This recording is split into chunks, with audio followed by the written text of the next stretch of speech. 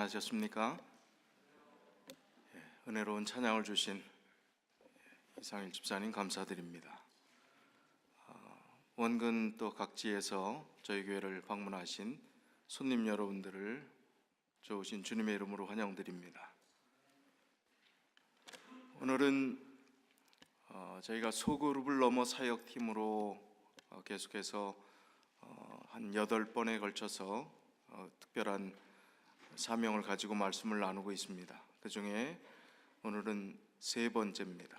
사역을 위한 최상의 포맷. 저긴 2번째로 되는데 3번째입니다. 3번째, 사역을 위한 최상의 포맷이다. 하나님께서 우리에게 원하시는 일이 있는데 그 일을 잘 이루기 위한 최상의 방법은, 최상의 시스템은, 최상의 포맷은 무엇인가 하는 말씀을 같이 나누고자 합니다. 본문의 말씀은 전도서 4장 12절 말씀입니다. 한 사람이면 패하겠거니와 두 사람이면 능히 당하나니 삼겹줄은 쉽게 끊어지지 아니하느니라. 자, 한 사람이면 약하다는 것입니다. 두 사람이면 조금 낫다는 것입니다.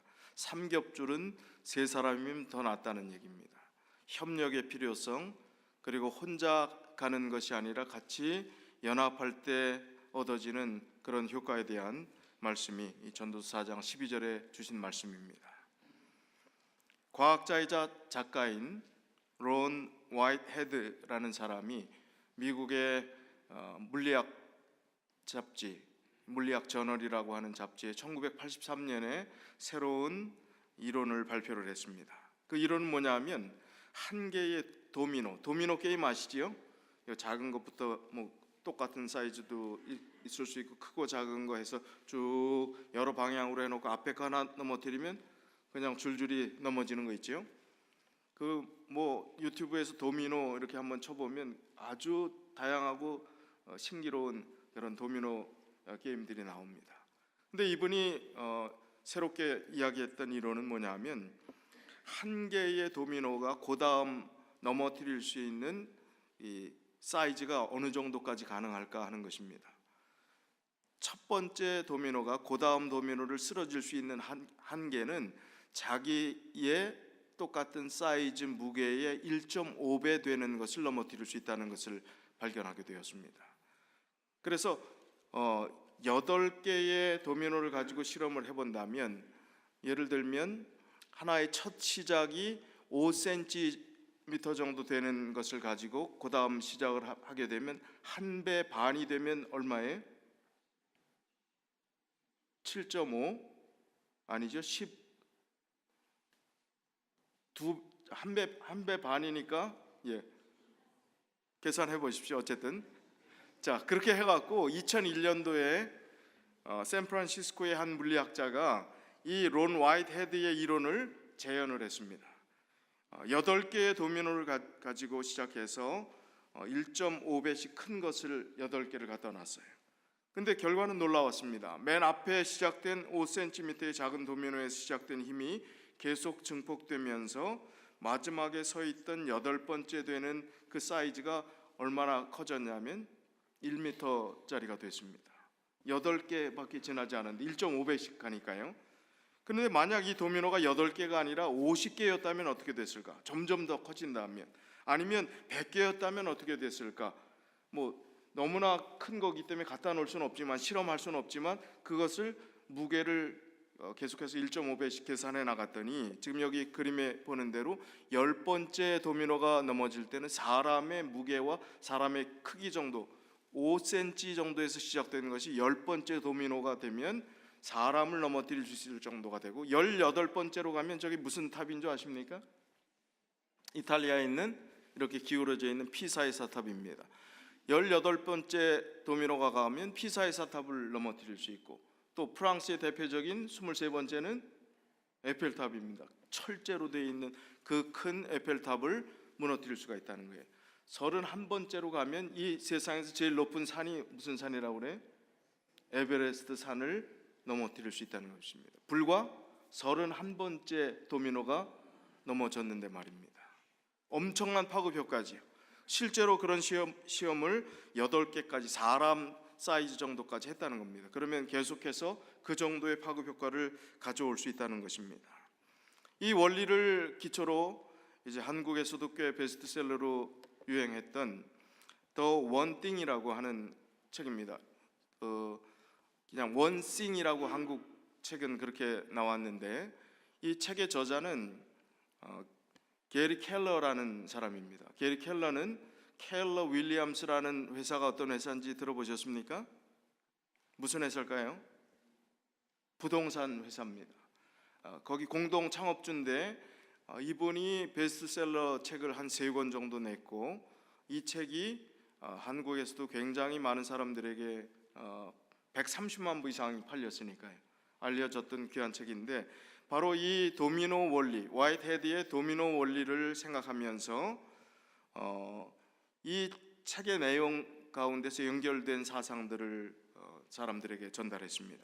이 책에 있는 내용에 따르면 성공하는 사람은 얼마나 많은 양의 일을 성취했느냐에 따라서 우쭐해하지 말라는 것입니다. 오히려 참된 성공은 우선순위를 따라서 일을 했느냐라고 자기 자신을 평가해야 된다고 이야기했습니다. 다시 말하면 해야 할 일이 아주 많이 있습니다. 너무 분주하고 복잡합니다. 그럴 때 가장 중요한 일이 무엇인가 우선순위를 두어서 20%를 뽑아낸다는 것입니다. 그래서 그 20% 중에서 또 그 중에 우선순위 중요한 것이 무엇인가 또 20%를 찾아내고, 그렇게 해서 나중에 다시 20%를 찾는 식으로 해서 마지막 단 하나의 일, 가장 중요한 우선순위가 남을 때까지 추려나가는 방식이 바로 이 원띵에서 이야기하는 그 개념입니다. 그래서 가장 마지막 남은 가장 중요한 일에 우선 집중하다 보면 그것이 첫 번째 도미노의 역할을 하게 돼서 나머지 일들을 해결하는 실마리가 된다는 것입니다. 첫 번째 도미노가 중요하다는 강조를 하는 것입니다.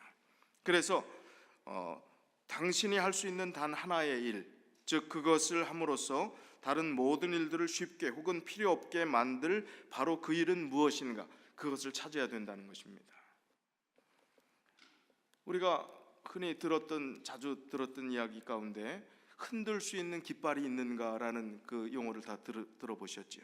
흔들 수 있는 깃발이라고 하는 것은, 깃발이라고 하는 것은 어디에서 사용됐던 용어예요?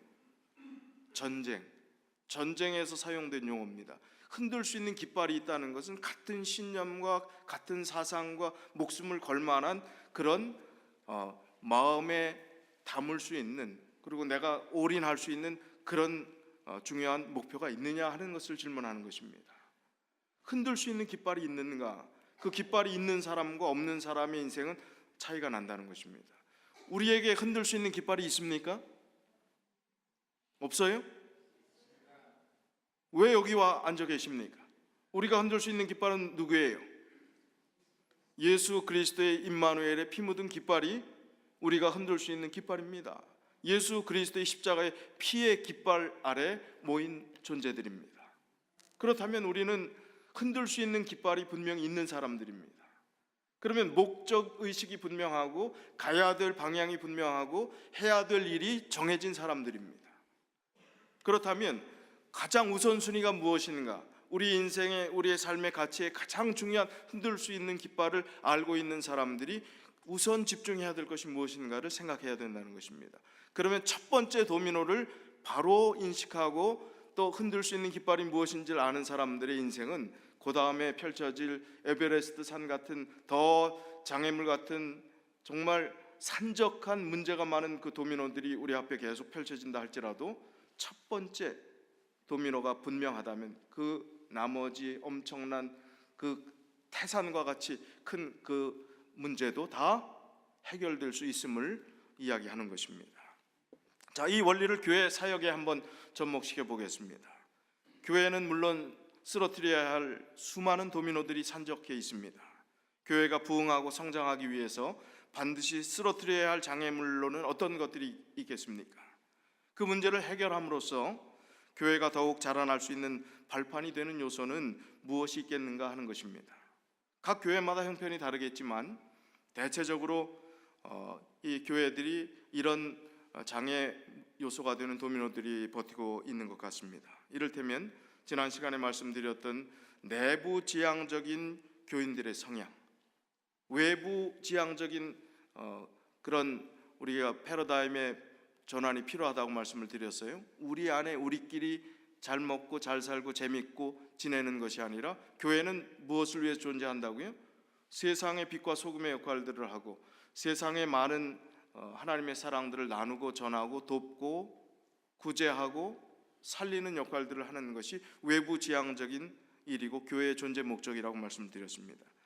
내부 지향적인 교인들의 성향, 이것은 해결해야 될 장애물의 도미노일 수 있습니다. 또 목회자 의존적인 교회의 상황, 목회자에게만 의존하고 하나님께 주신 사명들을 감당하지 않는다면 그것도 또 하나 쓰러뜨려야 될 도미노가 될 수 있습니다. 또 교인들의 제자 훈련이 미흡한 부분, 이것도 해당될 수가 있습니다.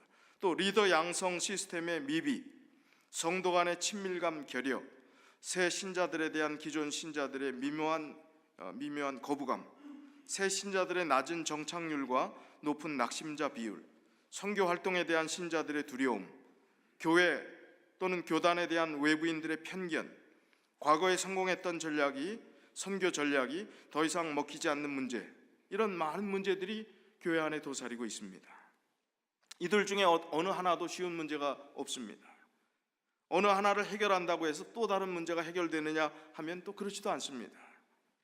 서로에게 이 문제들이 영향을 미치기도 하지만 그 어떤 것도 첫 번째 도미노가 되기에는 충분하지 않기 때문에 그 문제들이 해결되지 않는 것입니다.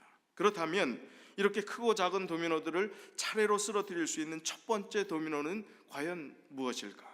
우리가 그 도미노를 찾자는 것입니다. 첫 번째 것을 찾자는 것입니다. 그것을 발견할 수만 있다면 교회의 부흥은 시간 문제가 될 것이며 또 우리의 상상을 초월하는 놀라운 결과가 현실로 다가오게 될 것이라는 사실입니다.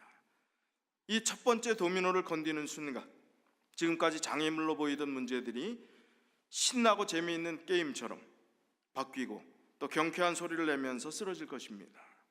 교회의 성장은 더 이상 끝이 보이지 않는 미로가 아니라 기대감으로 가득 찬 가슴 설레는 여정이 될 것이라 그렇게 이야기를 하고 있는 것입니다. 문제는 바로 첫 번째 도미노를 찾는 것입니다. 자, 첫 번째 도미노는 여러분 뭐라고 생각하십니까? 한번 여러분 생각을 지금 말씀하셔도 좋고 마음속으로 한번 생각해 보셔도 좋습니다. 뭐면 해결될까? 첫 번째 도미노는 뭘까? 어떤 분은 예수 그리스도의 십자가의 사랑을 체험하면 모든 게 다 해결된다. 물론 맞는 말씀이죠. 또 어떤 분은 성도 간에 연합하게 된다면, 성도 간에 진심으로 사랑하게 된다면 이 모든 문제는 다 해결될 것이다. 또 그렇게 이야기할 수 있을지 모르겠어요. 또 어떤 분은 우리 재림교인들이 재림교회의 정체성을 확립하고 정말 신실하게 재림 성도답게 살아간다면 그 모든 문제는 해결될 것이라고 이야기할 수도 있겠습니다. 또 어떤 분들은 제자 훈련, 양육을 잘해서 교인들이 제대로 제자가 되고 양육받으면 다 문제가 해결된다. 다 일리가 있는 말씀입니다. 그러나 이런 강조점이 첫 번째 도미노가 되어서 나머지 모든 문제들을 쓰러뜨리는 단초가 될 수 있을까? 안타깝게도 이러한 강조점들은 앞에서 열거한 수많은 산적한 문제의 도미노를 한두 개는 쓰러뜨릴지 모르지만 다 쓰러뜨리지는 못한다는 것입니다.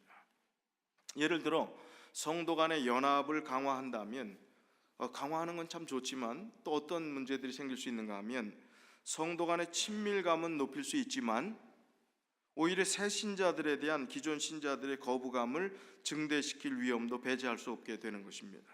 그 결과로 새 신자들이 교회에 정착하는 것이 낮은 정착률을 갖게 되고 또 낙심하게 되는 것들이 더 심화될 수 있다는 것입니다. 성도 간의 연합이 강조된다고 해서 제자 훈련이 잘 된다거나 교인들의 내부 지향적 성향이 외부 지향적 성향으로 바뀌는 것이 아닙니다. 또 다른 예를 들면 제자 훈련 양육을 강조하면 다 해결될 것인가? 이 경우에 교인들이 목회자에게 의존하는 상황을 어느 정도 이제 벗어날 수 있겠지만 리더 양성 시스템이 보강되거나 교회에 대한 외부인들의 편견이 그것으로 인해서 사라지는 것은 아닙니다.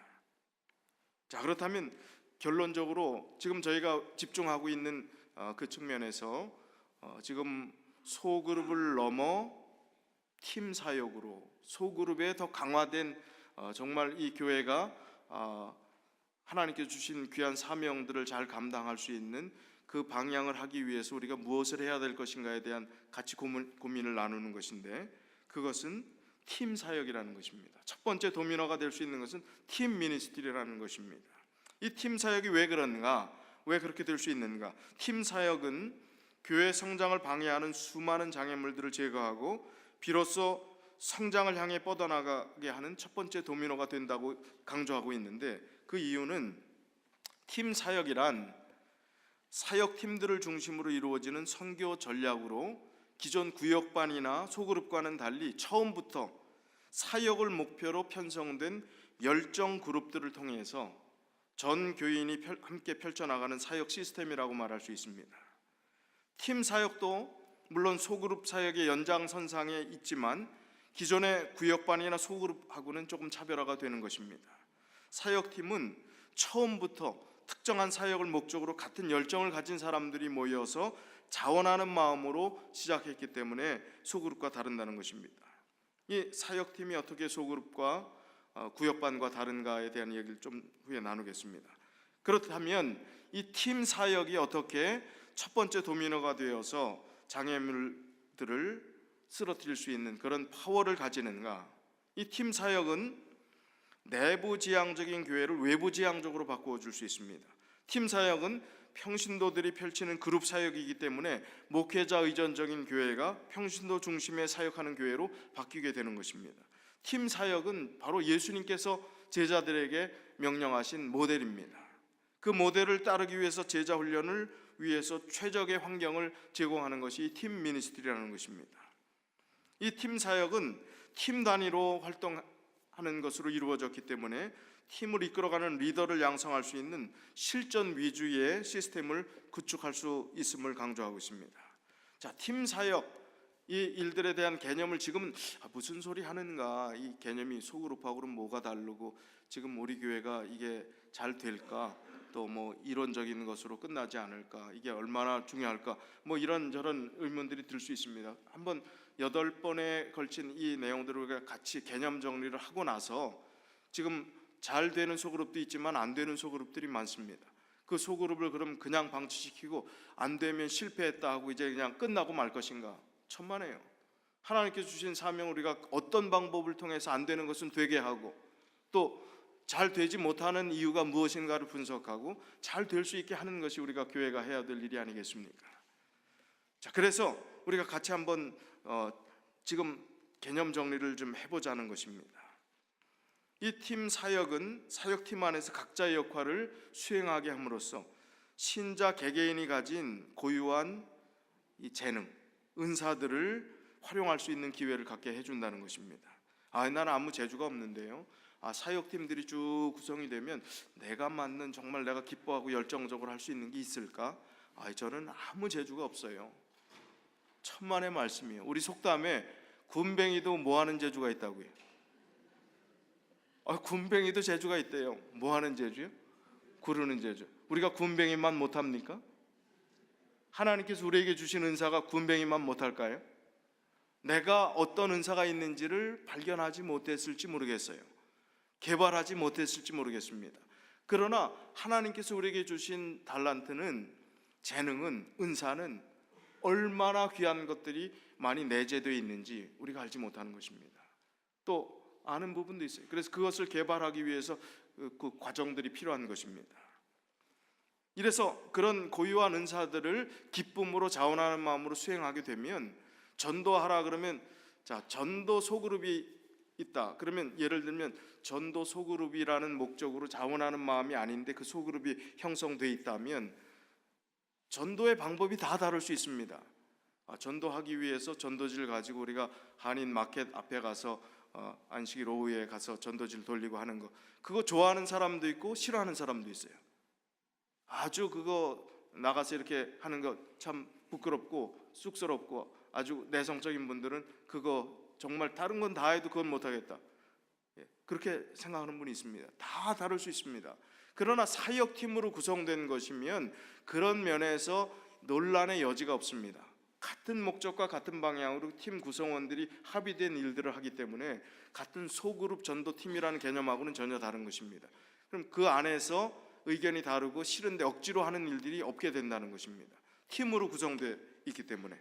그래서 그렇게 되면 전도하는 일이라 선교하는 일이라는 것은 더 이상 두려운 일이 아닌 것이죠. 기다려지는 일이 되고 시간 가는 줄 모르는 즐거운 경험으로 바뀌게 되는 것입니다. 사역팀마다 그 팀이 펼치는 고유한 사역을 통해서 새로운 영혼을 불러 모으고 또 서로 간의 육신적, 정신적, 영적 필요를 채워줌으로써 신자들의 활동적인 신자들이 그런 사역자로 변하게 되는 것입니다. 그렇게 되면 생명력 있는 교회가 되고 또 우리가 그 기쁨 안에 기쁨을 누리면서 신앙생활을 교회 안에서 할 수 있게 되는 것입니다. 이미 이 비전은 이 포부는 1902년 본 교단에 주어진 기별입니다. 교회 증언 7권 21쪽에 보면 그리스도인의 활동의 기초로서 작은 단체들의 형성이 실수할 수 없는 분에 의하여 나에게 제시되었다.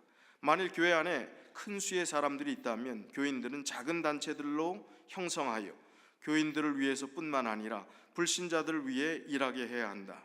한 장소에 진리를 아는 사람이 두세 사람만 있을지라도 그들은 스스로 일꾼의 단체를 형성해야 한다. 그들은 그들의 연합의 유대를 깨뜨리지 않고 지속하고 사랑과 연합으로 함께 결속하고 전진하도록 서로 간에 격려하고 각각 다른 사람들의 도움으로부터 용기와 힘을 얻어야 한다.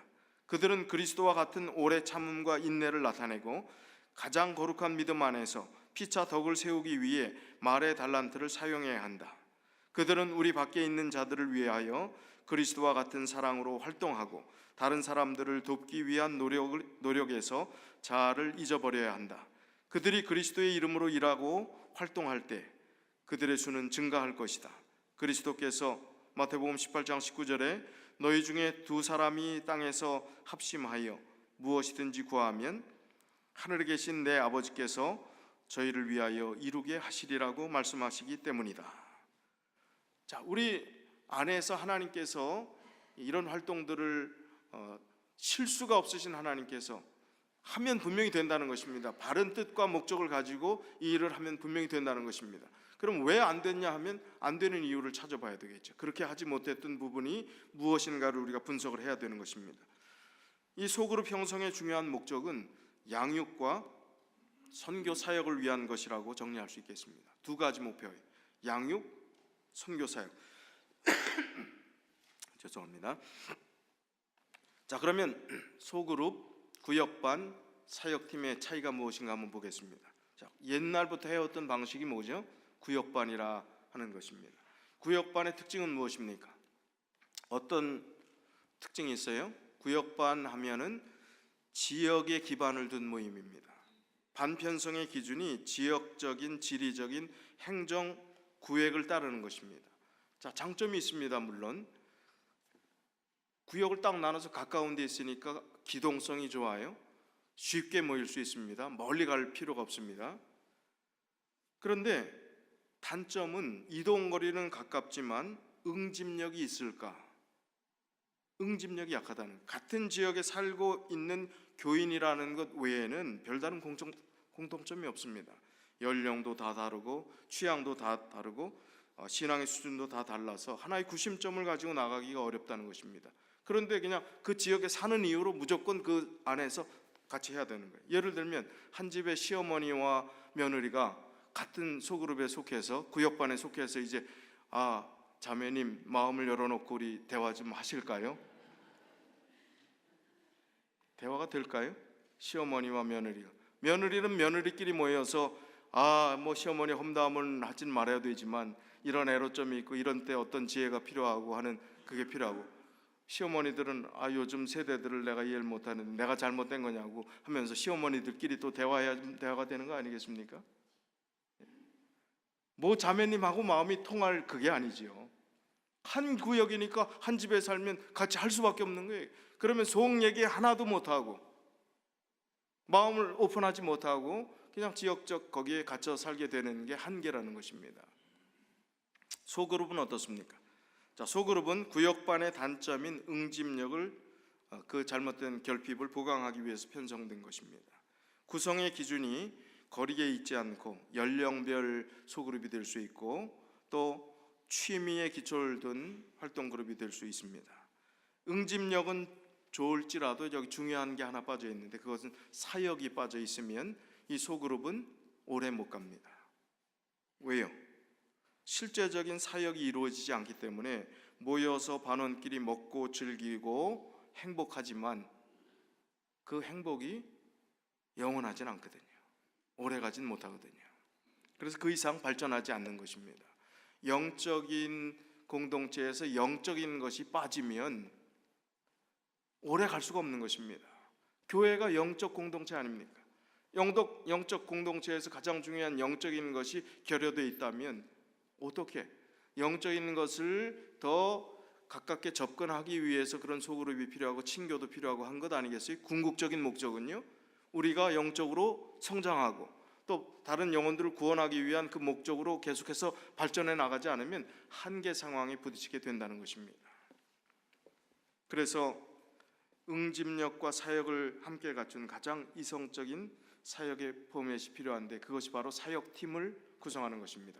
소그룹 플러스 사역이 포함된 것이 가장 이상적인 것이 될 수 있다는 것입니다.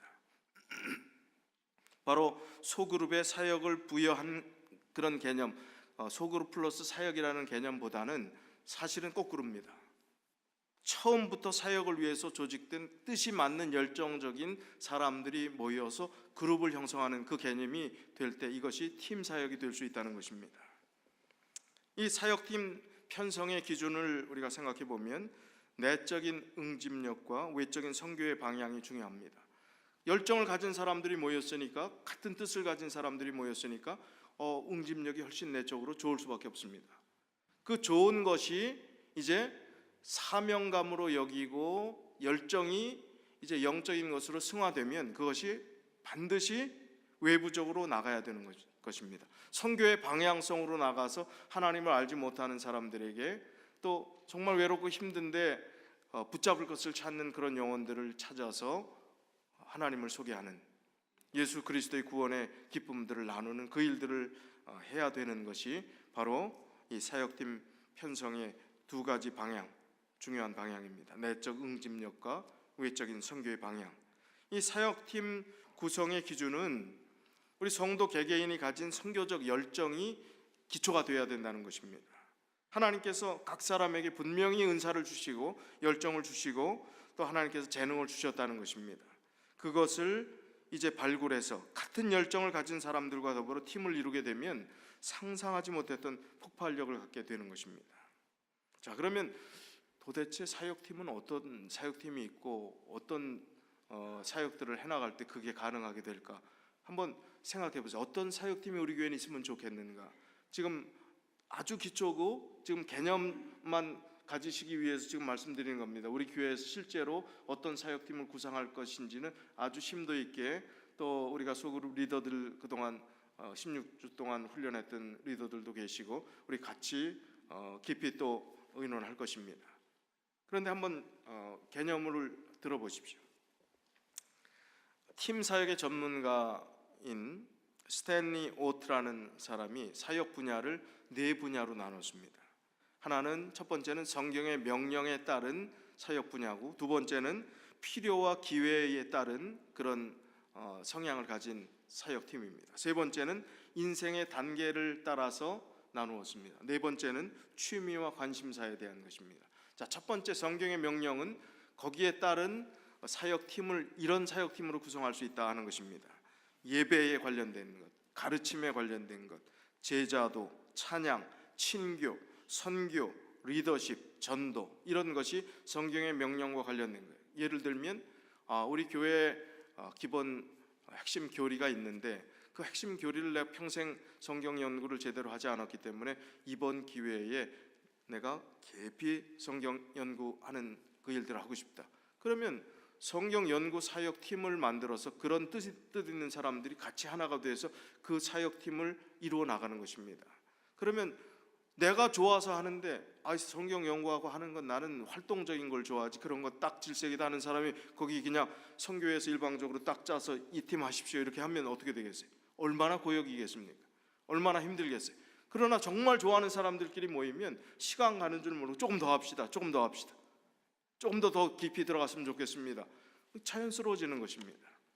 두 번째, 필요와 기회에 관련된 그런 분야는 환자, 또 이혼자 회복, 유가족, 갇힌자, 재소자들 얘기하는 것입니다. 교도소에 있는 재정 위기자, 노숙자, 독거 노인, 혼자 사는 노인분, 또 국제 구호. 나는 이런 부분에 관심이 있다. 그러면 그 성향을 가진, 봉사하고 또 남들을 돕기를 기뻐하는 성향을 가지고 그 일에 참 그리스도인다운 행복을 경험하는 그런 분들이 모이면 그런 종류의 사역들이 구성이 되는 것입니다. 그러면 얼마나 기쁨으로 하겠습니까? 자원하는 마음으로 할 수 있게 된다는 것이죠. 세 번째는 인생의 단계입니다. 나는 어린이 사역에 관심이 있다. 물론 우리 한인 이민교회들이 영어권 예배가 따로 있고 언어권이 다르기 때문에 쉽지 않지만 청소년, 장년, 은퇴자, 직장 남성, 직장 여성, 독신자, 결혼 부부, 여러 가지 인생의 연령별 단계별로 필요한 그런 사역들을, 또 그런 팀들을 구성해 할 수 있다는 것입니다. 그 다음 네 번째는 취미와 관심사 분야에 다이어트에 관심이 있다. 다이어트 관심 있는 사람들 모이는 겁니다. 운동, 여행, 요리, 스포츠, 기계, 인터넷, 음악, 미술, 기타 취미 활동. 무슨 영적 공동체에서 순 놀라고 하네? 천만에요. 이런 것들을 통해서 거기에 정말 열정적으로 그 일들을 기쁨으로 하면서 거기에 관심 있는 많은 사람들을 그 기쁨에 동참시키면서 영적인 것으로 그리스도를 소개할 수 있는 길들로 발전할 수 있다는 것입니다. 자, 이것은 크게 네 단계로 이론적인 개념으로 나누었다면 좀 현실적인 얘기를 한번 해보죠.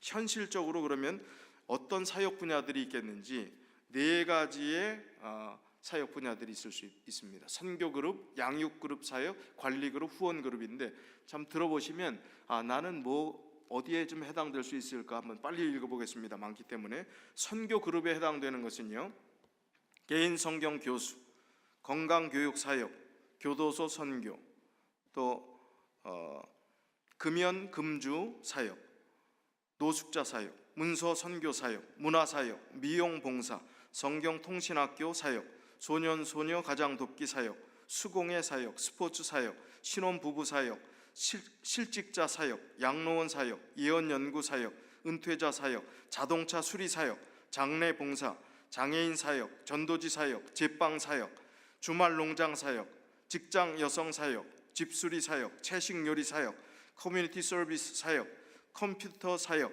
편부모 사역, 하이킹 사역, 호스피스 사역, 환우 방문 사역. 굉장히 다양하지요. 더 많은데 그냥 이 정도 하는 것입니다. 양육 그룹 사역은 또 어떤 게 있을까? 조금 중복되는 것도 있습니다. 가정 사역, 구도자 관리, 새신자 양육, 어린이 사역, 청소년 사역, 연극 및 드라마 사역, 예배 사역, 찬양 사역, 예언 연구, 예언의 신 통독, 영어 교과, 성경 원어 연구, 이런 것들이 양육 그룹의 사역이 될 수 있습니다. 세 번째, 관리 그룹입니다. 교인 관리, 활동적인 교인, 장기 결석자, 이른 양 회복, 그 다음에 구도자 관리, 손님 환영 및 접대, 방문 사역, 전화 사역, 편지 사역, 교회 관리 및 디자인, 교회 개척, 이런 것이 관리 사역에 해당될 수 있다고 했습니다. 네 번째, 후원 그룹은 기도 후원 사역, 수송 봉사, 교회 차 셔를 하는 것도 다 해당되는 거죠. 재정 후원 사역, 미디어 사역, 식사 봉사, 해외 선교 후원 등이 후원 그룹의 사역이 될 수 있는 것입니다. 자, 이런 다양한 사역팀들이 자원하는 마음으로 정말 우리 교회의 실정과 우리 개개인의 형편에 맞게 구성이 돼서 그 일들을 해나갈 수 있다면 얼마나 좋은 긍정적인 시너지 효과를 낼 수 있을까 우리가 생각해 볼 필요가 있습니다. 그럼 이 사역팀을 편성할 때 그냥 마구잡이로 그냥 하향식 개념, 우리의 의사와 상관없이 딱 편성해 이 반대로 하십시오 하는 그 개념은 제일 안 좋은 케이스입니다. 사역팀 편성에 5단계가 있는데 그 5단계를 우리가 거쳐야 합니다. 첫 번째는 이 지역 사회가 무엇을 필요로 하는가? 우리끼리만의 사역이 아니라 지역 사회의 한인 커뮤니티에 도움이 될 수 있는 것이 무엇인가를 생각하면서 구상을 하는 것입니다. 두 번째는 사역 최종 목록을 이제 확정하는 것입니다. 지금 이야기했던 많은 것 중에 우리가 할 수 있는 것은 무엇인가, 또 거기에 역할을 할 수 있는 분들이 있는가 다 생각해 보면서 최종 목록을 확정합니다. 그 다음에 세 번째는 사역 신청서를 작성해서 원하는 그 사역 분야의 교우님들이 사인업하게 하는 그 일들이 있고, 네 번째는 사역 팀별 인원을 조정해서 발표를 하는 단계가 네 번째 단계입니다. 그 다음에 사역팀이 정해준 후로 조정 기간이 반드시 필요하다는 것입니다. 내가 이 사역과 저 사역 두 가지 하고 싶었던 게 있는데 이걸 했어요. 그랬더니 막상 들어가서 한번 해보니까 나의 성향은 이것보다 뭐가 더 맞아요?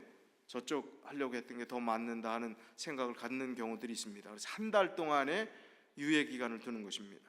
그리고 조정할 수 있는, 다른 반으로 옮겨갈 수 있는 그런 시간들을 두어서 이 사역팀들을 정말 자기에 맞는 것들을 할 수 있도록 그렇게 만드는 일들이 필요한 것입니다. 자, 이 모든 것이 아무리 이론이 좋으면 뭐합니까? 또 아무리 그 할만해, 납득하고 그냥 수긍할 만한 것이면 뭐 아무 의미가 없습니다. 중요한 것은 내 안에 하나님께서 주신 열정을 찾는 그 일이 필요합니다. 하나님이 나를 향해서 지금 기대하시는 것이 무엇인가? 내가 은퇴하면, 예를 들면 은퇴하신 분들이 많으시니까 은퇴하면 시간이 많고 이제 하나님 사역에 적극적으로 헌신하고 뭐 할 수 있는 그것들을 생각하고 기도해 왔는데 은퇴하니까 더 바쁘더라, 아니면 은퇴하니까 더 무기력해지더라. 그러면서 하나님께서 주신 열정과 은사들을 발견하는 그 일에 있어서 우리가 소홀하게 된다면 그것은 다시 한번 열정 회복을 위해서 내가 할 수 있는 것이 무엇인가, 영성 회복을 위해서 할 수 있는 것이 무엇인가, 그것을 가로막는 장애물은 무엇인가를 분석하고 찾아서 하나님 안에서 답을 가져야 하는 것입니다.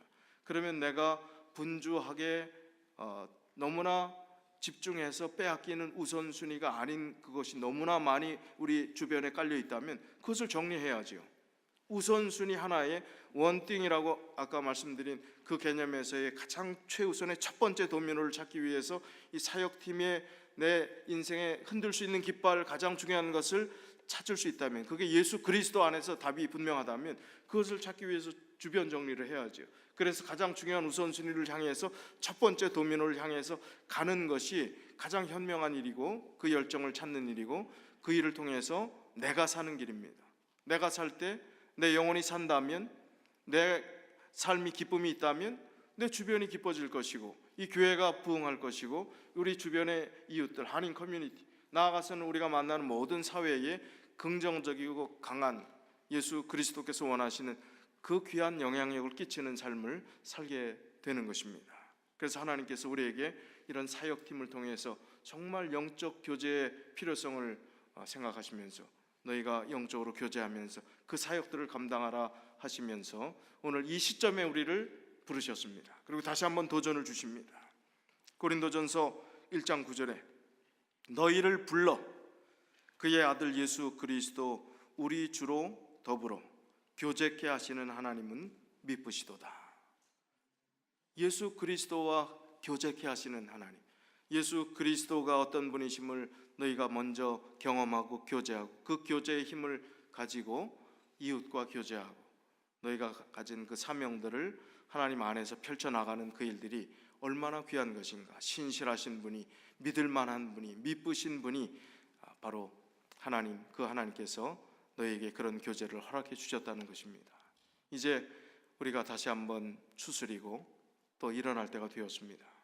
이제 오랜 휴식기를 끝내고 또 하나님께서 주신 귀한 사명을 향해서 우리가 최선을 다하게 될 때 정말 하나님께서 준비하신 귀한 영혼의 새로운 수확의 기쁨뿐만 아니라 내가 그리스도 안에서 예수 그리스도를 닮은 아름다운 모습으로 변해 있는 내 자신을 통해서 정말 참 행복을 느끼고 이 세상에서 가장 큰 가치와 보람을 느끼는 그리스도인들의 삶을 살 수 있으리라고 생각합니다. 이 일에 같이 기도하시면서 협력하시고 동참하시는 우리 모든 믿음의 가족들이 다 되시길 바라면서 오늘 말씀을 줄이겠습니다.